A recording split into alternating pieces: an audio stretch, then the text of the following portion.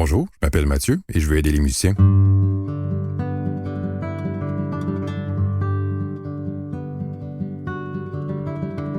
Bonjour tout le monde et bienvenue dans ce nouvel épisode du Musicien stratégique. Aujourd'hui, j'ai un épisode consacré grande nouvelle au travail instrumental à la maison, mais cette fois en me concentrant sur les enseignants et les enseignantes. Comme mentionné dans un épisode précédent, j'avais fait un appel à tous sur Facebook il y a quelques semaines pour obtenir des suggestions de sujets et on se penche aujourd'hui sur une de vos demandes formulées à ce moment. La question concernait le fameux sujet des élèves qui ne répètent pas à la maison, par manque de temps ou de motivation à travailler seul. Je n'ai pas de stratégie à proposer là-dessus, ces élèves-là m'énervent profondément, moi aussi, et devraient abandonner. Bon travail et prenez soin de vous.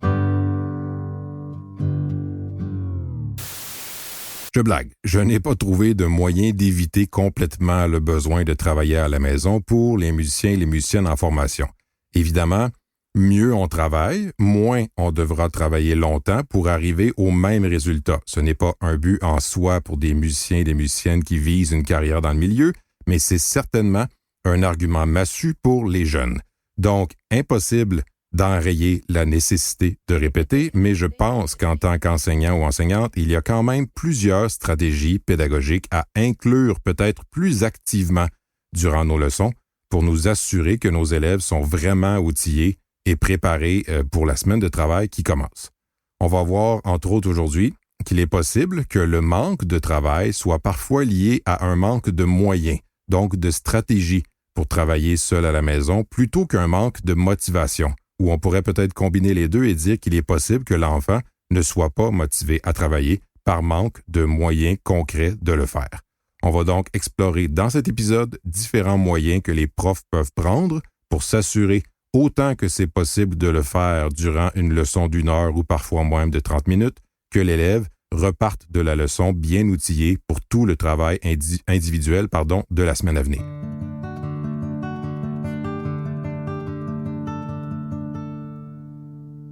Au-delà du sujet du travail instrumental pendant la leçon, il y a un principe général de pédagogie qui s'applique globalement et c'est que l'importance d'un sujet ou d'une activité dans notre enseignement devrait correspondre au temps passé durant la leçon, au travail demandé à l'élève et s'il y a une évaluation au bout de l'apprentissage, à la proportion de la note accordée à ce sujet-là.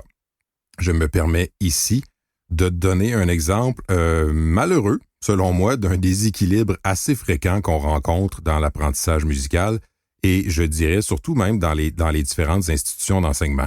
Un des conseils qu'on entend très souvent les musiciens actifs donner à leurs étudiants et à leurs étudiantes est de travailler leur lecture à vue. Pourquoi?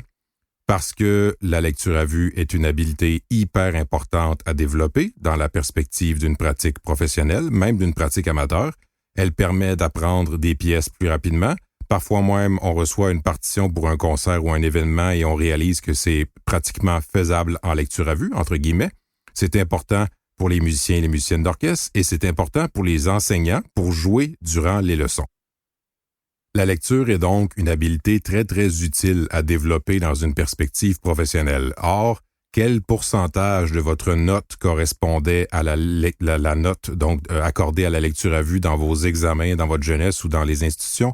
Parfois, la lecture compte pour 10% de la note finale, parfois juste 5%. Je pense que si on considérait l'importance éventuelle de la lecture à vue, on lui donnerait probablement un pourcentage beaucoup plus haut dans les évaluations instrumentales, ce qui enverrait, par la même occasion, le message de la valeur qu'on accorde à la lecture à vue. Peut-être, dans un autre contexte, avez-vous vécu la mauvaise expérience de devoir consacrer des heures et des heures pour compléter un travail à l'école ou à l'université qui comptera pour seulement 10% de votre note finale. En gros, mon point est qu'on devrait idéalement avoir un pourcentage de temps passé durant une leçon sur un sujet, un pourcentage qui correspond au pourcentage du temps que l'élève ou que l'étudiant ou l'étudiante devra consacrer à ce sujet et finalement un pourcentage qui correspond au pourcentage de la note finale que l'étudiant ou l'étudiante recevra pour ce travail.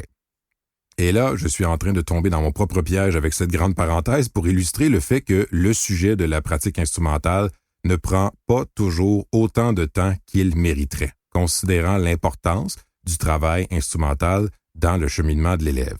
Le quoi travailler. Le monde sont pas capables de te voir, Mathieu. Et là, moi, le drôle, je fais des guillemets avec mes doigts pendant un enregistrement audio. C'est ça, là. Le quoi travailler est certainement important, les conseils que vous donnez, le temps passé sur telle ou telle pièce, etc. Mais le comment travailler, encore une fois mes guillemets audio, devrait certainement prendre une plus grande partie de la leçon qu'elle ne le fait traditionnellement. Mais justement, à quel point est-ce que les profs discutent de travail instrumental durant leur leçon? Et je vous présente ici les résultats contradictoires de deux études intéressantes qui ont porté sur le sujet, des résultats contradictoires puisqu'ils proviennent des enseignants et des enseignantes d'une part et des étudiants de l'autre part. Dans une étude publiée en 1994 et réalisée aux États-Unis avec 94 enseignants et enseignantes qui donnaient des leçons privées et qui ont passé un questionnaire, les auteurs Nancy Berry et Victoria McArthur ont rapporté, entre autres, que 89,4% des profs interrogés affirmaient discuter toujours ou presque toujours de stratégies de travail instrumental durant leur leçon. Donc, 89,4% des profs qui disent « on en parle très, très souvent ». Dans une autre étude publiée en 1998 et réalisée cette fois en Norvège, le chercheur Harald Jorgensen rapportait les résultats d'un questionnaire qu'il fait passer chaque année à tous les nouveaux étudiants de l'Académie norvégienne de musique d'Oslo. Un questionnaire dans lequel, entre autres, les étudiants devaient indiquer à quelle fréquence leurs anciens professeurs leur parlaient de travail instrumental. On voit ici que, bon, évidemment, on parle d'un autre pays, mais on a à peu près la même question que celle dans l'étude précédente, mais cette fois du point de vue des élèves. Et les élèves ont affirmé dans ce questionnaire, dans une proportion de 40%, que leur ancien professeur leur parlait peu ou pas du tout de travail instrumental. Donc, dans une étude, presque 90% des profs sondés qui affirmaient parler toujours ou presque toujours de travail instrumental avec leurs élèves. Et dans une autre étude, 40% des étudiants qui disent « on ne m'a presque jamais parlé de ça ». Qui sont les menteurs? Probablement qu'on a affaire ici à un problème de communication. Et je me permets de vous raconter un exemple qui m'avait frappé pour illustrer ce phénomène. Dans mes cours de pédagogie, donc, mes étudiants, mes étudiantes doivent se filmer en train de donner des leçons et on analyse les vidéos, on réfléchit là-dessus en petits groupes. Donc, dans cette situation-là, on avait un étudiant qui donnait son cours devant la caméra pour les besoins de mes cours, de mon cours. L'étudiant a passé son cours à encourager l'élève à répéter tout jusqu'à temps de réussir 3 fois parfaite de suite. Comme je l'ai mentionné dans d'autres épisodes et comme je vous le répéterai plus tard dans cet épisode, mon étudiant, celui qui donnait le cours, a terminé sa leçon en questionnant l'élève « Comment vas-tu travailler ça cette semaine? » Vous qui m'avez écouté décrire le cours, vous vous dites probablement logiquement que l'élève, un jeune adolescent, donc pas un enfant de 6 ans, aura répondu « Je vais tout répéter jusqu'à ce que je réussisse le passage 3 fois de suite sans erreur », puisque c'est ce que l'enseignant, mon étudiant dans le cadre de ce cours-là, avait encouragé l'élève à faire pendant toute la leçon. Eh bien non, l'élève ne savait pas. Sa réponse a été les épaules relevées sans dire un mot. Est-ce que mon étudiant avait mal fait son travail pédagogique? Non. L'élève avait expérimenté plusieurs fois la stratégie durant la leçon et en discutant de la situation avec les autres étudiants de mon cours, on a pu réaliser que oui, l'élève avait beaucoup répété pendant le cours des passages en visant 3 réussites sans erreur consécutive, comme il est hyper pertinent de travailler, mais jamais, durant la leçon, il n'a été question de refaire ça à la maison, entre guillemets encore une fois. Je raconte cette anecdote pour illustrer ce que moi, j'ai pu voir dans le visionnement de centaines de leçons données par mes étudiants et mes étudiantes au fil des années et qui illustre peut-être bien une raison possible du paradoxe des deux études. Parfois, comme prof, on pense parler de travail instrumental. En fait, on a l'intention, et on le fait dans un sens, on pense parler de travail instrumental puisqu'on donne à l'élève des directives qui correspondent à des stratégies d'apprentissage efficaces, mais il est aussi possible que l'élève entende ces directives comme étant juste quelque chose que mon prof veut que je fasse, et non pas un précieux conseil pour reprendre ceci à la maison. Je lis ceci, lis, L-I-E. Action de lier ou relier logiquement les éléments du discours. À un autre résultat de recherche dont j'ai parlé dans les premiers épisodes de la saison sur l'autorégulation et qui indiquait que ce sont des interventions pédagogiques directes qui mènent à la présence chez l'élève d'habiletés d'autorégulation. L'élève ne doit pas deviner à travers nos explications ce qui constitue une bonne méthode de travail et une autorégulation efficace. Il faut l'expliquer clairement, explicitement, donc le contraire de deviner, et donner à ce sujet la place qu'il mérite dans la durée de la leçon qu'on a avec l'élève. Rendu à ce point de la saison, j'espère, et justement je le dis ici clairement, que vous aurez compris qu'un travail instrumental efficace et une autorégulation efficace sont en fait la même chose. Et donc, travailler efficacement à la maison est quelque chose qu'on doit enseigner directement ou explicitement à nos élèves durant la leçon si on veut s'assurer qu'ils ou elles, nos élèves, soient bien outillés pour travailler efficacement une fois seuls. Autrement, on poursuit la métaphore du ski nautique dont j'ai justement parlé en début de saison aussi, et ça, c'était aussi juste avant les autres épisodes durant lesquels je vous ai suggéré de faire attention aux métaphores qui viennent de vous. Ouvrez la parenthèse, son du soupir, fin de la parenthèse. Donc, dans nos cours, on a des segments de cours qu'on va appeler, selon ce que vous enseignez, réchauffement, technique, lecture à vue, étude, le bac, le boogie-woogie ou encore la pièce de Metallica. Mais nos leçons devraient aussi comprendre une section travail instrumental pendant laquelle on discute de méthodes de travail. Peut-être d'une part en aidant l'élève à planifier sa semaine à venir et d'autre part en saupoudrant explicitement. C'est la première fois de ma vie que je prononce ensemble ces deux mots. Vous en êtes témoin, donc saupoudrer explicitement cet enseignement au travers des différentes activités comme je vais maintenant vous le proposer.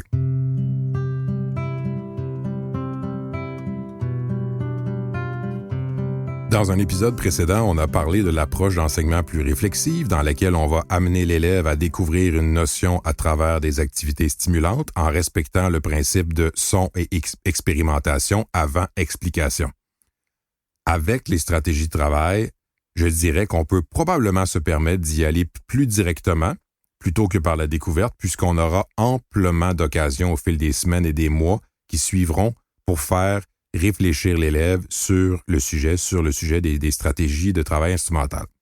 On va logiquement commencer par expliquer la stratégie. Reprenons l'exemple mentionné avant de répéter quelque chose en visant 3 fois réussies consécutives. J'expliquerai donc, par exemple, à une élève qu'en répétant à la maison, elle devrait tenter de réussir ce qu'elle essaie 3 fois de suite sans faire d'erreur. Ici, je viens d'ajouter à ma leçon un ingrédient important, incroyablement simple, mais qui semble pourtant manquer dans des leçons, du moins si on en croit les étudiants de l'étude que j'ai mentionnée en introduction, la mention claire qu'une stratégie est à reproduire à la maison et que ce n'est pas simplement une demande que je, le prof, formule à mon élève. Jusqu'ici, ça demeure assez basique, mais avec pourtant l'ingrédient important de mentionner clairement la stratégie. On poursuit notre combat épique pour que nos élèves pratiquent. L'étape suivante, qui peut être plus fine psychologiquement, est de justifier la stratégie. J'ai bien dit justifier la stratégie et non pas me justifier dans ma demande. Et je ne pense pas qu'ici on soit en train de séduire des enfants rois, mais bien de se préoccuper d'aspects fondamentaux de l'apprentissage. On va donc expliquer en quoi la stratégie va être utile pour l'élève. Et on a 2 bonnes options pour y parvenir. La justification peut être scientifique, sur le plan psychologique ou physique. On peut expliquer à l'élève ce qui se passe dans notre cerveau quand on fait telle ou telle action en travaillant. Le message général est donc, voici comment ton cerveau fonctionne, et travailler ton instrument d'une telle façon va maximiser ton apprentissage. Les justifications possibles quand on est à ce niveau sont généralisables à tous vos élèves, puisqu'elles concernent notre compréhension générale du cerveau humain. Et si vous n'avez pas compris implicitement ce qui suit, je vais vous le dire explicitement, le présent podcast vise justement à transmettre aux musiciens et musiciennes francophones des justifications scientifiques pour encourager l'utilisation de telle ou telle stratégie dans différentes situations. Donc, allez-y. Parlez du contenu de ce podcast à vos élèves. Tout ce que je vous demande, c'est de leur faire découvrir par la même occasion. Après la justification qu'on pourrait qualifier de scientifique, on peut aussi, et ça risque d'être plus efficace avec les plus jeunes, donner une justification personnalisée pour telle ou telle stratégie. Je mentionne les plus jeunes, puisqu'ils seront peut-être moins sensibles aux arguments scientifiques s'ils sont difficiles à comprendre pour eux, encore que les parents comprendront très bien si vous avez l'occasion de leur en parler. Dans tous les cas, avec des élèves, adolescents et adultes, les deux formes de justification vont fonctionner. La justification personnalisée est plus fine, comme je le mentionnais, puisqu'elle peut impliquer de lier l'utilité de la stratégie avec quelque chose dans le vécu de l'élève. Parfois, on doit, malheureusement, évoquer quelque chose de difficile, médicalement évidemment, dans le vécu de l'élève. Par exemple, je pense que si tu prenais le temps de solfier tes pièces par cœur, tu diminuerais beaucoup les chances d'avoir un blanc de mémoire comme celui que tu as eu au dernier concert. Ou encore, en répétant de façon aléatoire et en modifiant tout le temps comment tu joues d'une répétition à l'autre, tu vas développer une capacité à adapter physiquement ton jeu qui pourrait peut-être aider à diminuer les tremblements quand tu es nerveux. Parenthèse. Et là, j'ouvre une parenthèse qui sera gigantesque si je ne me contrôle pas parce que, après des années à enseigner et transmettre ceci, j'ai réalisé quelque chose que je me promets de valider scientifiquement éventuellement. Je me promets donc de le valider scientifiquement, mais rien ne vous empêche d'y réfléchir dès maintenant et de mener votre propre expérimentation personnelle. J'y vais et je vais tenter d'être le plus concis possible. J'ai souvent observé le fait que les étudiants et étudiantes vont avoir évidemment des préférences en matière de stratégie de travail. Ces préférences-là, impliquent nécessairement qu'ils ne seront pas intéressés par certaines stratégies, jusqu'à parfois même avoir tendance à dénigrer certaines stratégies. Est-ce que j'ai vraiment besoin de solfier mes pièces par cœur? Est-ce que j'ai vraiment besoin d'avoir un plan de travail si détaillé? Est-ce que j'ai vraiment besoin de choisir ce sur quoi je vais me concentrer sur scène? Et là arrive le gros boom avec roulement de tambour. Très souvent, si je demande à ces mêmes personnes ce qui leur arrive souvent comme mauvaise expérience de scène, je peux faire un lien direct avec la stratégie qu'il ou elle ne considère pas importante. Quand on associe les deux, ça donne de drôles de raisonnements et j'aime toujours, ce n'est pas vrai, j'adore de façon pédagogiquement machiavélique le sourire de concession qu'ils me font lorsqu'ils ou elles réalisent le lien entre les deux. Vous savez, le beau sourire qui veut dire « tu as raison, tu m'as eu et je te déteste temporairement ». J'ai souvent des blancs... Allons-y avec un exemple. Exemple de dernière minute. J'ai souvent des blancs de mémoire sur scène, mais est-ce que j'ai vraiment besoin de solfier mes pièces par cœur et d'analyser la partition? Je ne suis jamais satisfait de mes séances de travail chaque jour et je me retrouve souvent à la traîne en panique quelques jours avant mes examens. Mais est-ce que j'ai vraiment besoin de faire un plan de travail détaillé? Lorsque je suis sur scène, je me mets souvent à penser à des choses sans aucun lien avec la musique que je fais, comme si mon cerveau voulait fuir la situation. Mais est-ce que j'ai vraiment besoin de choisir ce sur quoi je vais me concentrer sur scène? Ouais, c'est pas évident, hein? Je vous invite donc à faire la réflexion suivante. Quels sont mes principaux problèmes lorsque je suis sur scène et quelles sont les stratégies dont j'ai souvent entendu parler et que je n'ai pas vraiment cru bon d'essayer? Peut-être que vous trouverez un lien entre les deux. Je pense, et c'est une hypothèse à vérifier plus scientifiquement, que nos troubles liés aux prestations publiques pourraient être abordés sous l'angle de quelque chose pour laquelle on a mal préparé notre cerveau. Fin de la parenthèse. Fin de la parenthèse. C'est ça. Qui n'a pas été si gigantesque finalement. Que ce soit pour nos élèves ou pour une introspection, je pense que la réflexion que je viens de vous suggérer peut être intéressante et une telle discussion avec nos élèves peut l'aider, je crois, à considérer sur un meilleur angle, j'essaie de trop bien prononcer, l'utilisation d'une stratégie de travail qu'on considère importante. Jusqu'à maintenant, on a expliqué la stratégie à l'élève et on a donné une explication ou suscité une petite discussion pour, dans les deux cas, faire voir à l'élève en quoi une certaine stratégie sera pertinente pour lui ou pour elle. La suite, c'est de lui dire « tu feras ça à la maison, maintenant on passe à autre chose ». Non. Ça, c'est le piège. Si on dit à l'élève « tu feras ça à la maison, on passe à autre chose », on envoie en quelque sorte le message que la stratégie n'est pas si importante que ça puisqu'on n'y consacre pas beaucoup de temps.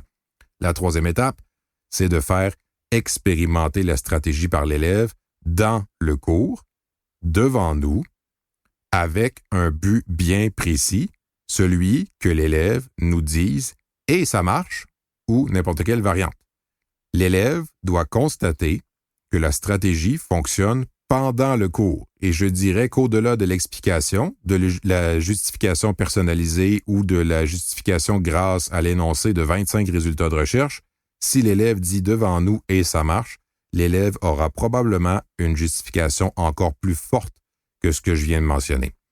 L'importance des explications que je vous ai présentées avant vient de l'importance que l'élève comprenne les mécanismes liés à la stratégie pour que l'élève pense peut-être à la réutiliser cette stratégie dans une autre situation si l'application est justifiée. Autrement dit, on augmente les chances que l'élève transfère le raisonnement efficacement dans une autre situation. Attention, par contre, on peut amener l'élève à atteindre le « et ça marche » avec un très court extrait de la pièce, un tout petit objectif qui va permettre à l'élève de constater l'utilité de la stratégie. Et là, on peut se permettre d'arriver avec le « tu referas ça à la maison » avec les autres passages. Avant-dernière étape, et là, on retourne dans la finale non négociable des séquences d'enseignement discutées dans un épisode précédent. Demander à l'élève de nous réexpliquer la stratégie dans ses propres mots. On peut faire cette récapitulation juste après l'activité avant de passer à autre chose, et si on est en fin de cours, je la combinerai avec la dernière étape qui est de demander un nouveau ou un premier rappel de la stratégie en fin de leçon. Avec les jeunes élèves, si vous avez des parents qui ne peuvent pas assister à la leçon, on peut s'entendre avec le parent pour au moins que le parent entre dans le local ou notre studio 5 minutes avant la fin de la leçon pour que l'enfant fasse sa récapitulation de sa leçon et des stratégies dont on a discuté devant le parent afin que papa ou maman soit informé de ce qu'il ou elle devrait entendre l'enfant faire lors des répétitions à la maison pendant la semaine.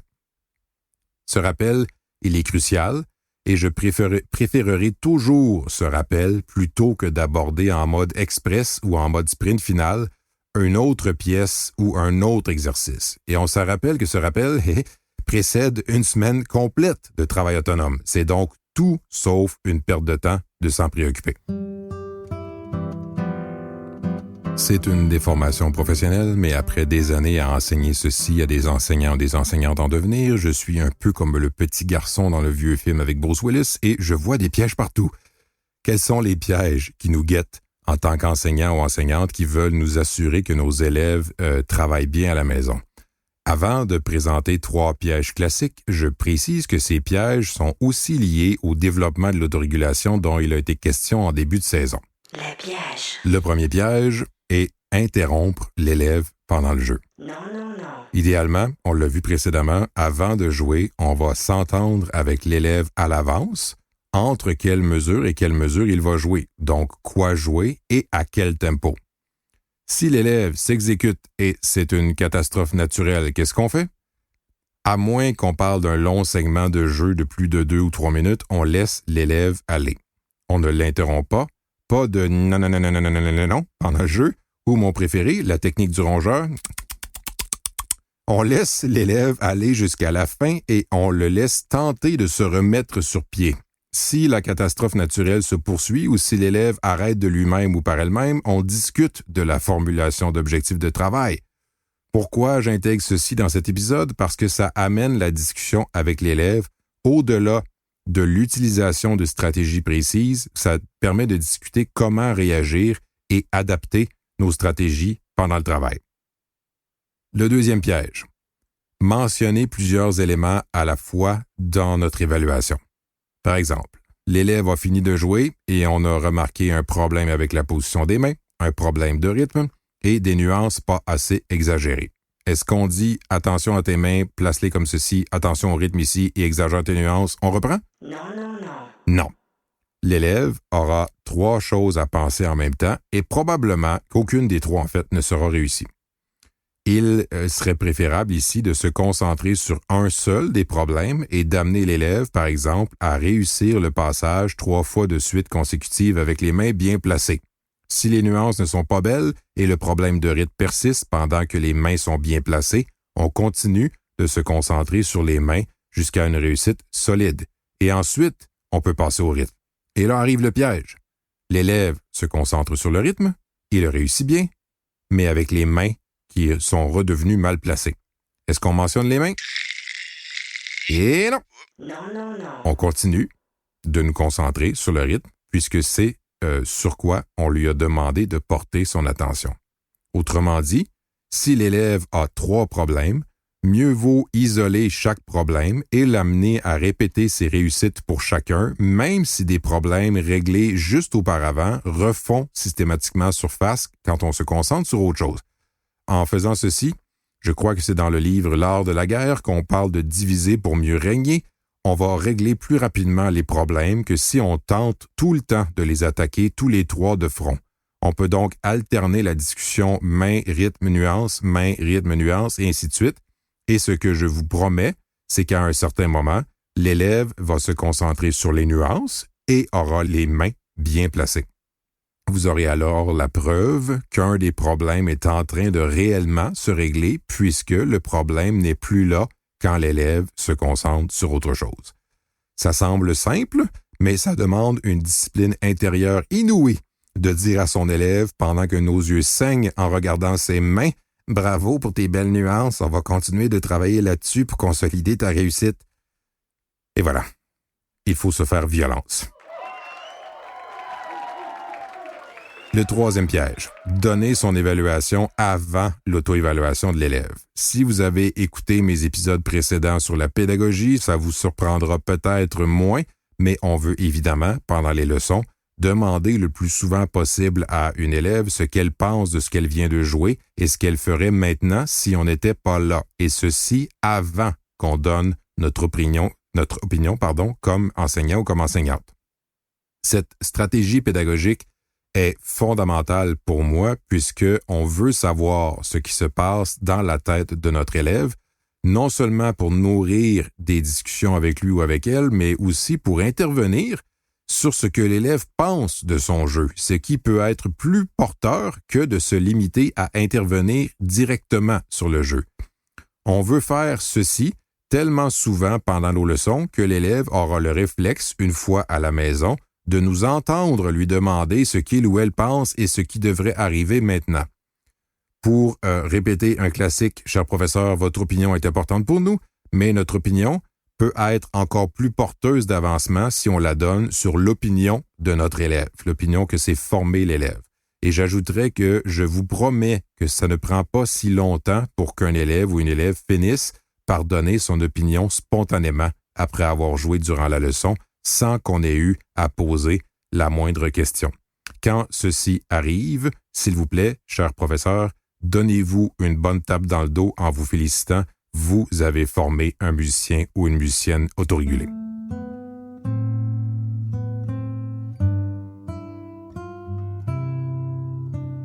Le mot de la fin, je n'arrêterai jamais d'être surpris à quel point le sujet de la pratique instrumentale est un sujet à part entière.